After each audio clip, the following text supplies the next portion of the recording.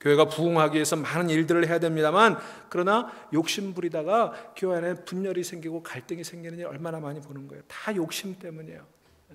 말로는 하나님의 영광을 위한다 그러지만 가만히 보면 그 안에 인간적인 욕심이 담겨 있는 거예요. 목사의 욕심이 담기는 거예요. 교회 지도자들의 욕심이 담기는 거예요. 지난번에 김종호 목사님 우리 재직 수련회에 오셔서 강의하시면서 그런 말씀했죠. 교회 짓는데 장로님들이 꼭 1250석을 지어야 된다는 거예요. 그래서 왜 그런가 그랬더니 연합교회가 1200석을 지어야 되나. 그래서 그거보다 크게 지어야 된다고. 그게 욕심 아니에요, 욕심. 정말 하나님이 원하시는 게 뭔지를 알아야지. 하나님 우리에게 정해주신 한계를 알아야 되는 거예요. 삶의 모든 부분에서 한계를 아는 사람, 그게 믿음의 사람이에요. 그 지혜예요. 여러분, 월스트리트에 투자의 귀재라고 오래전에 알려져 있던 제시 리버모어라는 사람이 있었어요.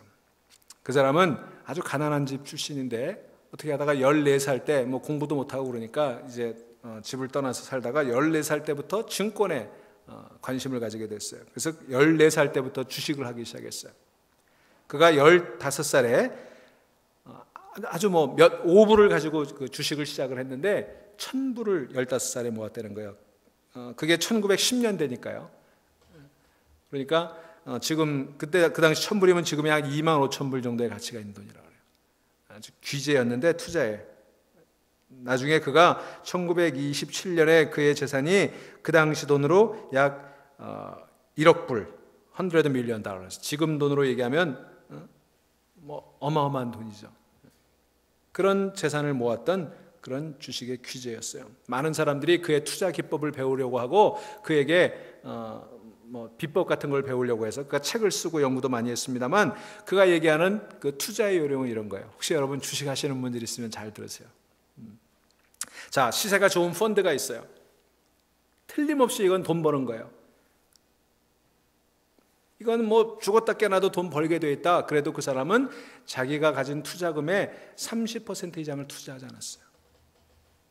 가진 돈의 30%만 투자하는 거예요. 절대로 거기다 다 투자하지 않았다는 거예요.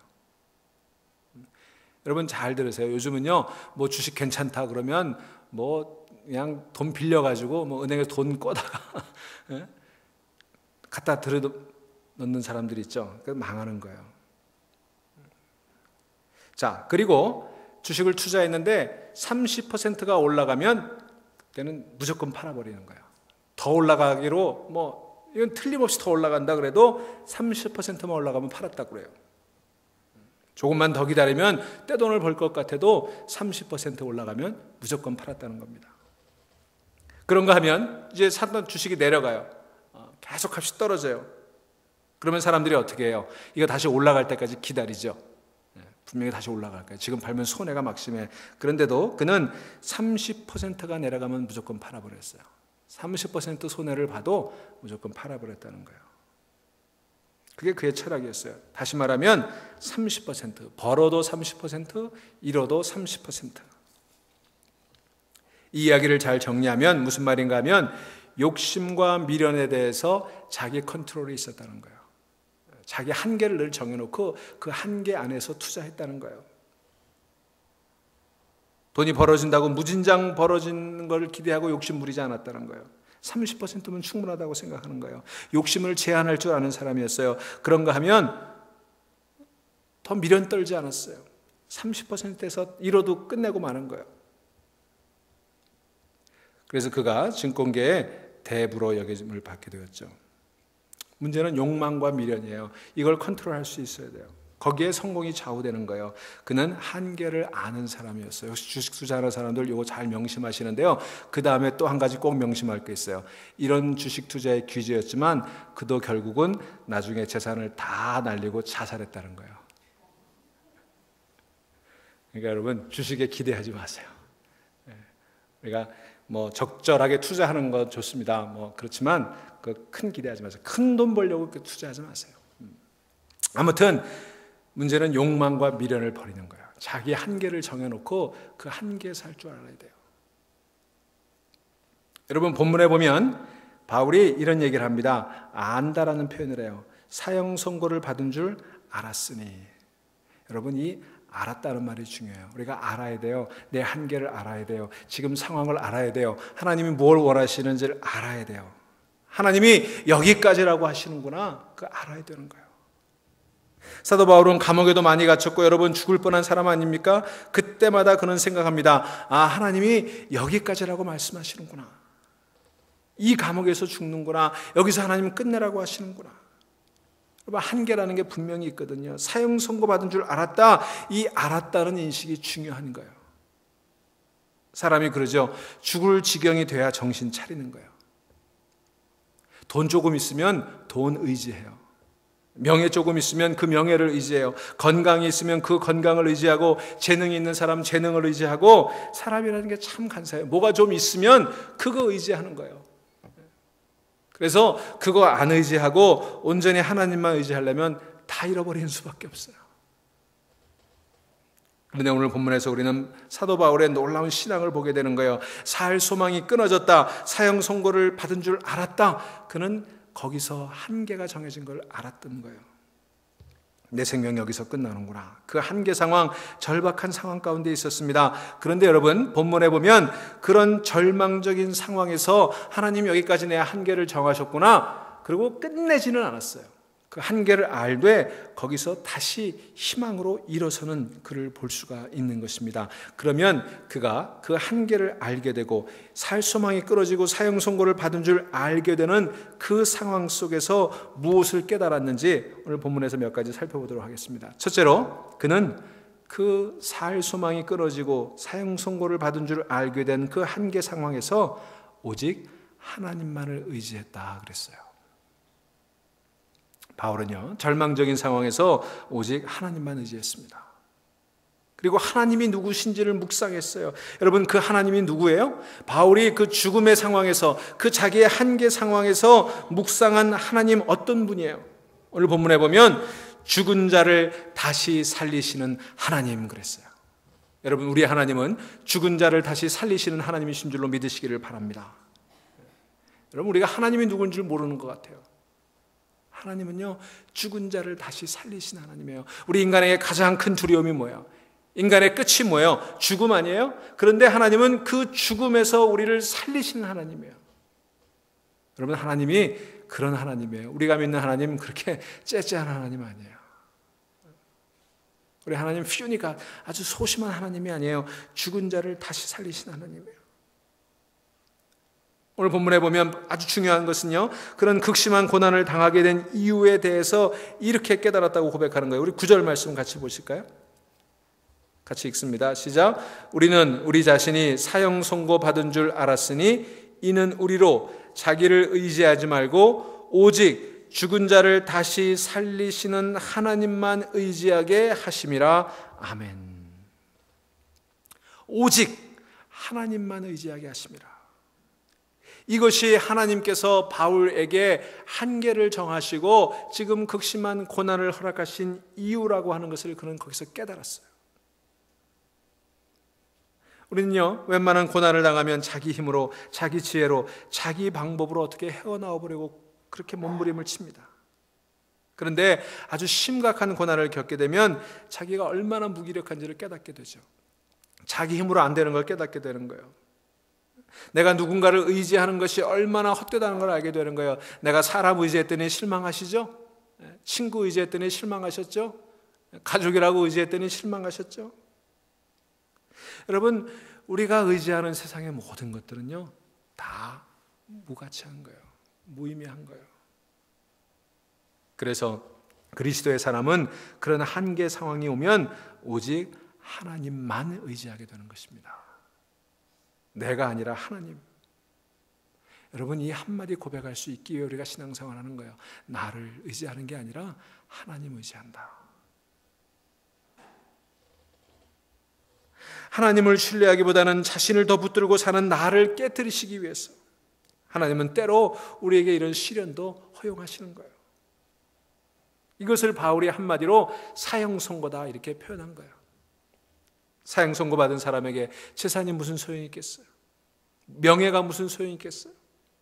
건강하면 무슨 소용이 있겠습니까? 사형 선고 받았는데 아무 소용이 없어요. 그것을 인정하는 자리가 사형 선고의 자리예요. 내가 의지했던 거 다 소용이 없구나. 내가 의지했던 거 다 필요가 없구나. 내가 아쉬워하고 내가 그렇게 붙들려고 했던 것 다 의미가 없구나. 그것을 깨닫는 자리가 사형 선고의 자리예요. 여러분, 오늘 이 자리가 여러분에게 그 자리가 될 수 있기를 주의 이름으로 축원합니다. 여러분, 사형 선고 받았는데요, 뭐 중요한 게 있겠어요? 사형 선고 받았는데 뭐 그렇게 아쉬운 게 있고 뭐 중요한 게 있어요?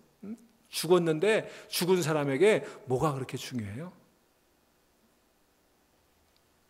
그걸 깨달을 때 우리가 하나님만을 의지하게 되는 것이죠. 하나님만 의지하게 하심이라. 여러분, 여기 신앙의 본질이 있어요. 여러분, 우리가 왜 행복하지 못한 줄 아세요? 왜 우리가 불행하다고 느끼는지 아세요? 하나님만 의지하지 않으니까 그래요. 여러분, 왜 우리가 외로운 줄 아세요? 하나님만 의지하지 않으니까 외로운 거예요. 왜 우리가 원망하고 불평하는 줄 아세요? 하나님만 의지하지 않으니까. 여러분, 하나님만 의지한다고 생각해 보세요. 내가 지금 좀 가난한 게 뭐가 그렇게 문제가 돼요? 하나님만 의지한다고 생각해 보세요. 내 주변에 사람들이 날 알아주지 않는 거 뭐가 문제가 되겠어요? 하나님만 알아주시면 되잖아요. 여러분, 하나님만 의지하게 하심이라. 이게 행복의 비결이에요. 이걸 깨닫지 않는 한 여러분 결코 행복할 수 없어요. 돈을 아무리 벌어도 행복할 수 없어요. 친구가 아무리 많아도 행복할 수 없어요. 아무리 권력을 가져도 행복할 수 없어요. 우리 그리스도인은 하나님만 의지하게 하는 그 자리에서 행복하게 될 줄로 믿으시기를 바랍니다. 자, 그래서 하나님만 의지하게 하심이라. 이게 지금 자기가 사형 선고를 받고 살 소망이 끊어지고 견딜 수 없는 고난을 받게 되는 의미였다고 바울이 얘기하는 거예요. 다시 말하면 이 말은요, 바울이 그동안은 하나님만 의지한 게 아니었다는 얘기예요.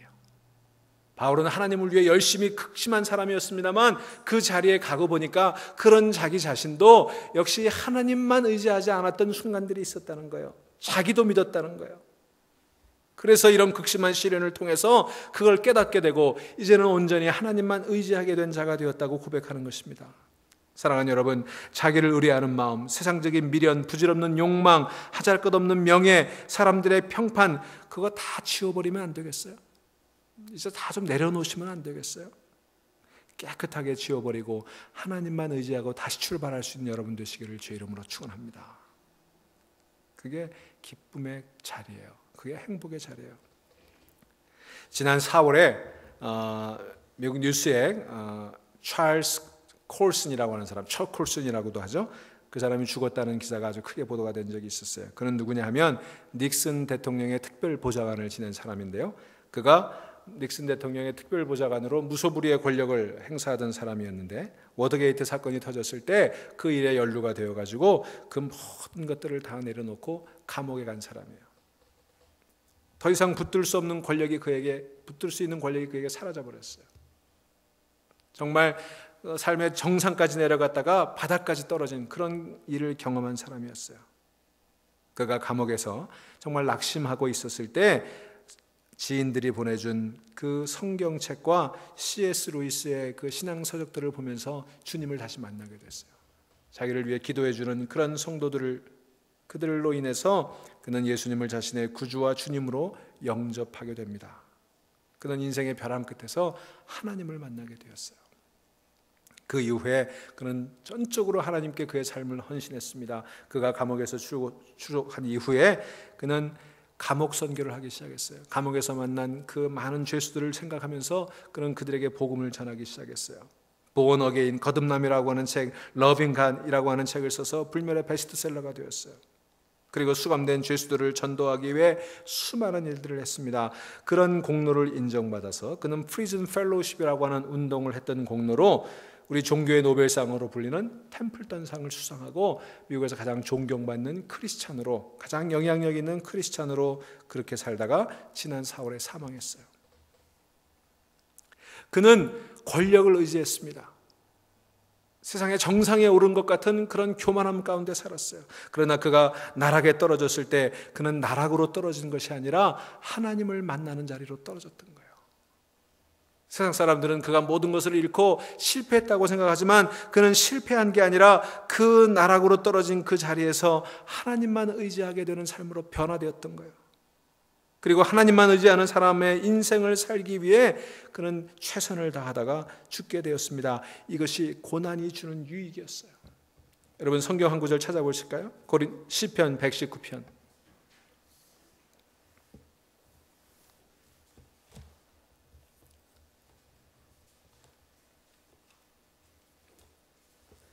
(67절) (71절)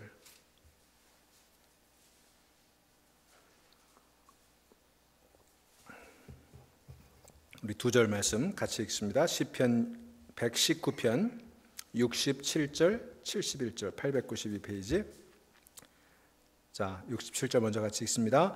고난 당하기 전에는 내가 그릇 행하였더니 이제는 주의 말씀을 지키나이다. 71절 고난 당한 것이 내게 유익이라 이로 말미암아 내가 주의 율례들을 배우게 되었나이다. 아멘. 시인은 고백하는 거예요. 고난 당하는 것이 내게 유익이라. 여러분 고난 당하는 것이 뭐가 그렇게 좋았겠어요? 그런데 그는 고난의 자리에서 하나님의 말씀을 다시 묵상할 수 있었던 거예요. 하나님만 붙들 수 있게 된 거예요. 그래서 그게 유익이라고 얘기하는 거예요. 척 콜슨이 고난 당한 자리에서 하나님을 다시 만날 수 있었던 것, 그의 삶에서 유익이었어요. 바울이 감옥에서 살 소망이 끊어지고 사형 선고를 받게 된 줄 안 것, 그것이 유익이었어요. 그래서 죽은 자를 다시 살리시는 하나님의 능력을 다시 발견하게 되었고 그 하나님만 의지하게 된 거예요. 여러분 지금 고난 당하고 계십니까? 그래서 그 고난 때문에 원망하고 불평하고 왜 하나님 나를 이런 고난의 자리에 떨어지게 하시느냐고 그렇게 발버둥치며 악을 쓰고 계십니까? 그 자리가 하나님 만나는 자리인 줄로 믿으시기를 바랍니다. 그 자리를 유익이라고 여기셔야 돼요. 유익한 자리예요. 고난당한 것이 내게 유익이라. 고난이 올 때마다 그것이 유익이며 그것이 하나님만을 의지하게 하는 자리임을 깨닫는 여러분들 될 수 있기를 주의 이름으로 축원합니다. 두 번째로 바울이 그 자리에서 발견한 것은 그는 소망을 잃지 않았다는 것입니다. 여러분 가장 소중한 건요 돈이 아니에요. 중요한 건 미래의 문제고 소망의 문제입니다. 여러분 사람이 무엇으로 살아요? 사람이 아는 만큼 사는 거 아니에요. 가진 만큼 사는 것도 아니에요. 사람은요 그가 바라는 만큼 사는 거예요. 어떤 소망을 가졌느냐. 사람은 아는 만큼 가진 것만큼 행복한 거 아니에요. 그가 소망을 가진 만큼 행복한 거예요. 그가 어떤 소망을 가졌느냐에 따라서 그의 행복이 달라지는 거예요. 여러분 우리는 젊은이들이 타락하는 것을 보고 절망합니다. 그런데 타락하기 때문에 절망하게 되는 것이 아니고 절망하는 것을 보고 타락하게 되는 거예요. 소망이 없기 때문에 타락하게 되는 거예요. 젊다는 게 이게 얼마나 소망이 되는지를 모르는 젊은이들이 타락하게 되는 거예요. 여러분 한번 실패한 거 다시 딛고 일어설 수 있다는 소망이 없으니까 타락하게 되는 거예요. 미래가 있고 소망이 있다는 거 여러분 얼마나 소중한지 몰라요. 그런데 소망이라고 하는 게 다 같은 소망은 아니에요. 소망 중에도요 산 소망이 있고 죽은 소망이 있어요. 죽은 소망은 단순한 인간의 바람이에요. 이랬으면 좋겠다, 저랬으면 좋겠다. 여러분 다 그런 wishful thought를 갖고 계시죠? 희망사항을 갖고 계시죠? 성경이 얘기하는 소망은 그런 막연한 희망이 아니에요. wishful thought가 아니에요. 그런 막연한 소망의 인생을 걸면 실패하게 돼 있어요. 절망하게 돼 있어요. 부자가 됐으면 실패하게 돼 있어요. 예뻐졌으면 실패하게 돼 있어요. 성공했으면, 여러분 그런 소망이 아니에요. 그러면 참 소망이 뭐냐? 산 소망이 뭐냐? 산 소망의 근거는 하나님이신 줄로 믿으시기를 바랍니다. 하나님을 바라는 게 우리 그리스도인의 소망이에요. 소망의 근거는요 하나님의 약속이에요. 내 바람이 아니라 하나님이 약속해 주신 것이 내 소망의 근거가 되어야 되는 거예요. 베드로는 산 소망의 근거를 예수 그리스도의 부활 사건에 뒀어요. 예수 그리스도가 부활하셨다는 것이 그의 소망의 근거고 그의 소망의 목적이었어요. 십자가에 죽어지는 것 같았는데 죽지 않더라는 거예요. 부활했다는 거예요. 그 부활, 그것이 하나님의 능력이에요. 그것이 우리 소망의 근거가 되어야 되는 것입니다. 그 능력으로 베드로 자신도 부활하는 것 아니겠습니까? 그는 그걸 확신했던 거예요. 그래서 그는 영원한 세계를 바라보고 그는 대사도 베드로가 될 수 있었던 거예요. 사도 바울도 그의 소망을 하나님께 두었습니다. 그래서 오늘 본문 10절 말씀에 이렇게 고백하는 거예요. 같이 읽으실까요? 고린도후서 1장 10절. 자, 같이 읽습니다. 시작. 그가 이같이 큰 사망에서 우리를 건지셨고 또 건지실 것이며 이후에도 건지시기를 그에게 바라노라.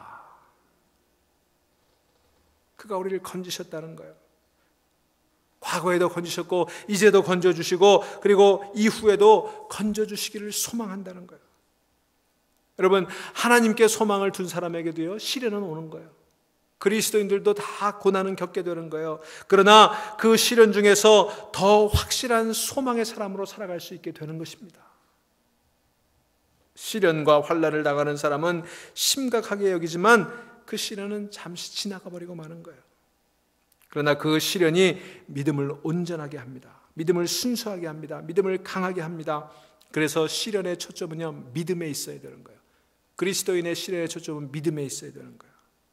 금보다 귀한 믿음을 주시기 위해 그 시련이 우리를 단련하는 거예요. 그러므로 하나님께 대한 소망을 잃지 않아야 되는 거예요.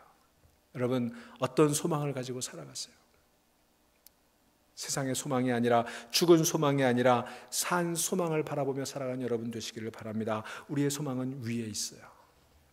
그래서 바울은 얘기하죠. 위의 것을 바라라. 우리는 땅을 보고 살아가는 사람이 아니라 하늘을 보며 살아가는 하늘의 사람들이에요. 소망을 하늘에 두고 사는 사람은 땅의 것도 얻을 수 있는 거예요. 소망을 미래에 두고 사는 사람은 현재 것도 얻을 수 있는 거예요. 하나님께 소망을 둔 사람은 세상을 이길 수 있는 거예요. 여러분, 세상에 끌려다니는 사람이 아니라 세상을 이기는 사람이 돼야 되잖아요. 예수님 뭐라고 그러셨어요? 내가 세상을 이겼노라. 근데 우리는 세상을 이기지 못하고 세상에 끌려다니잖아요. 세상에 돈이 최고라고 말하니까 우리는 하나님께 돈 달라고 기도하죠. 세상에 권력이 최고라고 얘기하니까 하나님께 우리는 힘을 달라고 기도하죠.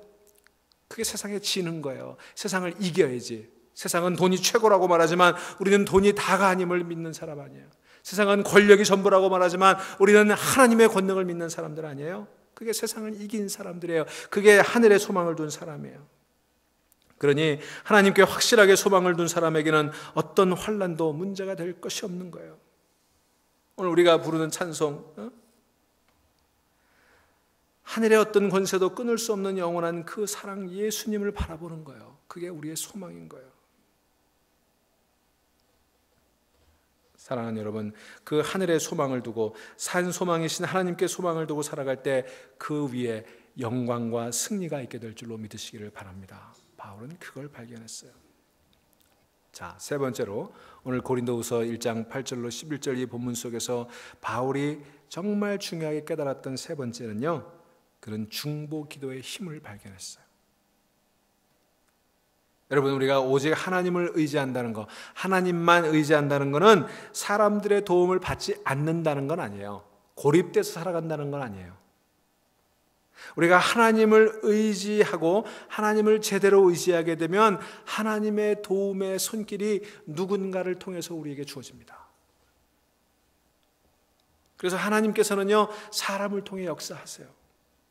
그러므로 먼저 우리가 하나님께 소망을 두고 나면 하나님의 소망이 통해 전해져 오는 누군가를 발견할 수 있어요. 그런 믿음의 동역자들을 발견하게 된다고요. 여러분, 그래서 하나님께 도움을 구하는 사람은요, 사람들의 도움 받는 것도 부끄러워하지 말아야 돼요. 자존심은 살아있어가지고 나는 뭐 도움 안 받아, 나는 내 힘으로 살아갈 거야. 여러분, 그거 하나님을 의지하는 사람 아니에요. 하나님을 정말 의지하는 사람은요, 하나님이 쓰시는 누군가도 의지하게 되는 거예요. 여러분, 우리가 사람의 도움을 구할 때 가장 중요한 도움이 뭘까요? 그건 기도의 도움이에요. 기도의 도움. 그래서 사도 바울은 오직 하나님께만 의뢰한다는 믿음을 고백한 이후에 고린도 교인들에게 기도해달라고 부탁해요. 하나님만 의지하겠다고 말한 이후에 아주 재밌게도 그는 고린도 교인들에게 나를 위해 기도해달라고 부탁하는 거예요.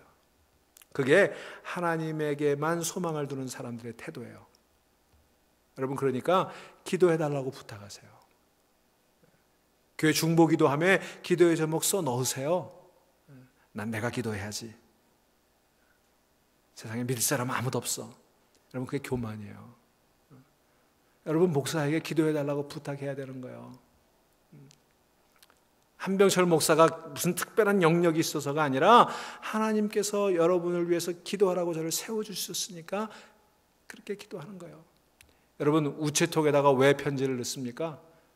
우체통을 통해서 편지가 가니까 우체통은 그냥 그냥 통 하나에 불과하잖아요. 목사는 그런 존재예요. 우체통 같은 존재예요. 그 자체는 그저 그냥 양철통에 불과한 거예요. 나무통에 불과한 거예요. 그러나 하나님께서 그 통을 통해서 편지를 받으시는 거예요. 여러분, 그러니까 목사에게 소망을 두고 기도 부탁하지 마세요. 하나님께 부탁하는데 목사에게 기도해달라고 얘기하는 거예요. 오늘 11절 말씀 보실까요? 바울이 뭐라고 얘기합니까? 너희도 우리를 위하여 간구함으로 도우라. 간구해달라는 거예요. 기도해달라는 거예요. 나를 도와주는 방법은 기도해달라는 거예요. 이는 우리가 많은 사람의 기도로 얻은 은사로 말미암아, 은사를 누구를 통해서 얻었어요? 많은 사람의 기도로 얻었다는 거예요. 중보의 기도를 통해 얻었다는 거예요. 많은 사람이 우리를 위하여 감사하게 하려 함이라. 굉장히 중요한 얘기예요. 여기 기도로 얻은 은사 그랬어요. 아주 신비로운 표현이에요. 바울은 환난을 통해서 하나님만 의지하게 됐습니다. 그러나 나중에 보니까 환난을 통해서 선교가 가능해진 것을 알게 되었어요. 그가 겪은 환난이 선교의 중단이 아니라 선교의 연장이었어요. 선교의 확장이었어요. 그는 자기는 고생을 한다고 했지만 그로 인해 선교가 가능하게 되고 큰 역사를 이루었다는 것을 알고 크게 기뻐했습니다. 그래서 이 모든 것이 은사라고 생각하는 거예요. 은사, 하나님의 선물이란 뜻이에요. 환난당한 것, 환난을 통해서 복음이 힘있게 전파된 것이 다 은사다, 하나님의 선물이라고 말합니다. 그런데 그 은사가 되기 위해서는 그 뒤에 기도하는 사람들이 있었다는 거예요. 기도해 주는 사람들이 있었다는 거예요. 많은 사람들이 기도해 주었습니다. 그래서 바울이 고백합니다. 나 혼자 했던 게 아니었구나. 내 혼자 이렇게 고독하게 싸웠던 것이 아니었구나. 많은 성도들이 나에게 있었구나. 나를 지지해 주고 나를 위해서 기도해 주는 성도들이 있었구나. 기도가 있어서 환난을 이길 수가 있었습니다. 사형 선고 받은 줄 알았지만 낙심하지 않을 수 있었던 건 기도가 있었기 때문이었어요. 그래서 그는 모든 환난 가운데서 건짐을 받고 오늘에 이르러 큰 역사를 이루게 되었던 것입니다. 이것이 기도의 은사라는 거예요. 다시 말하면 기도의 열매, 기도의 응답이었다는 거죠. 그래서 다시 그는 기도를 요청하는 거예요. 우리를 위해 기도해달라. 여러분, 목사를 위해서 기도해 주시기를 바랍니다. 또 교회 일꾼들을 위해서 기도해 주세요. 그리고 서로를 위해서 기도해 달라고 부탁하고 기도해 주시기를 바랍니다. 우리 기독교인들이 가장 상투적으로 말하는 게 뭐예요? 기도할게요. 여러분 그렇게 해놓고 기도하세요? 누가 어려운 얘기하면 기도할게요. 정말 기도하세요? 기도하셔야 돼요. 그러니까 기도 부탁은 함부로 하시지도 말고 기도할게요라고 함부로 말하지도 마세요. 그 대신에 진심으로 기도를 부탁하고 그리고 진심으로 기도하시기를 바랍니다. 하나님이 나 같은 사람의 기도를 들어주실까? 아니, 나는 우체통이라니까요. 나는 아무것도 아니에요. 나를 바라보지 마세요. 하나님은요, 누구든지 기도하는 사람의 기도를 들어주시는 분이에요. 엘리야도 우리와 성정이 같은 사람이라고 그랬잖아요. 엘리야가 특별해서 기도를 들으신 게 아니에요. 우리와 성정이 같은 사람이었어요. 우리와 똑같이 모든 연약한 모습을 지닌 엘리야였지만 그의 기도를 들어주신 거예요. 여러분, 방패기도라는 말이 있죠. 내가 저를 위해서 기도할 때 저가 모든 환난으로부터 지켜질 수 있다고 믿는 그 기도예요. 중보기도가 그런 것 아닙니까? 방패와 같은 효과가 있는 거예요. 우리가 기도할 때 바울을 위해 기도한 사람들을 바울이 구원받고 큰 역사를 이룬 것을 보면서 하나님께 감사하게 되는 거 아닙니까? 그 은혜에 내가 동참하게 되는 거 아니에요? 그러니 여러분 기도하시기 바랍니다. 기도해 주시기 바랍니다. 기도해 달라고 부탁하세요. 교회 오시면 다른 얘기, 쓸데없는 얘기 하지 마시고 서로 기도해 달라고.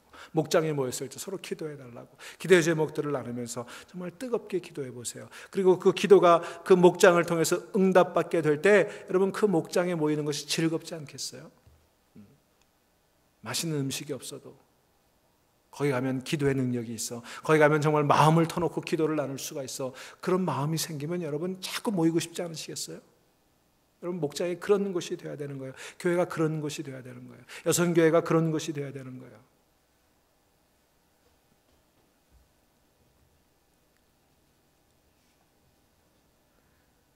누군가의 중보의 기도가 있을 때 그 기도가 은사가 되어서 환난도 이기게 하시고 환난 중에도 하나님을 의지하게 하시고 복음의 큰 역사를 이루어 나가게 되는 줄로 믿습니다. 이런 결과를 보며 기도해 준 사람과 기도를 받은 사람이 함께 하나님께 영광 돌리고 하나님께 감사하게 되는 것 얼마나 아름다운 모습입니까? 그러므로 여러분, 나 자신만을 위해 기도할 게 아니라 내 기도는 내가 드린다고 생각할 것이 아니라 서로 마음을 열고 기도를 부탁하고 또 누군가의 기도를 간절히 드려주시기를 바랍니다. 중보의 기도에 능력이 있어요. 하나님의 도우심이 필요한 사람을 내가 알게 되었다면 중보 기도에 책임이 있다는 것 또한 알아야 되는 거예요. 여러분, 주보 나눠드리죠? 여러분, 주보 만드는 일, 목회에서 제일 힘든 것 중에 하나가 주보 만드는 거예요. 여러분, 주보 이렇게 만들면 주일날 예배 보고 다 팽개쳐 놓고 가시죠? 그러라고 드리는 거 아니에요. 여러분, 가지고 가세요. 교회 알림란을 위해서 기도하세요. 한 주간 동안 교회 행사를 위해서 기도하시고요. 또 여기 교우 소식에 있는 것들을 위해서 기도하세요. 누가 한국 갔구나. 그러고 끝나지 마시고 잘 여행하고 돌아올 수 있도록 기도하세요. 누가 이사했구나. 그냥 넘기지 마시고 새 집에서 정말 복되게 살아갈 수 있기를 위해서 기도하세요. 누가 병원에 수술 받았구나. 정말 회복되기를 위해 기도하세요. 그거 하라고 나눠드리는 거예요. 그럼 가져가세요. 주보 모아두세요. 교회 행사, 이거 중고동부 행사니까 나하고 상관없어. 아니, 우리 자녀들을 위해서 여러분 기도해 주세요. 모든 일들을 위해 기도해 주세요. 사랑하는 여러분, 중보기도가 있을 때 사람들은 환난을 이기고 하나님만 의지하여 놀랍고 귀한 열매로 영광을 돌리게 되는 것입니다. 오늘 여러분들은 어떤 환난을 당하고 계십니까? 여러분, 살 소망이 끊어졌다고 그렇게 느끼십니까? 사형 선고를 받았다고 느끼시는 분들이 있으십니까? 그 자리가 우리로 자기를 의지하지 말고 오직 죽은 자를 다시 살리시는 하나님만 의지하게 하는 자리고, 그것을 위해 여러분을 부르시는 하나님의 초청인 줄로 믿으시고 서로 위해 기도하며 살 소망을 다시 회복할 수 있는 그런 여러분들의 복된 삶이 되시기를 주의 이름으로 축원합니다. 기도하시겠습니다.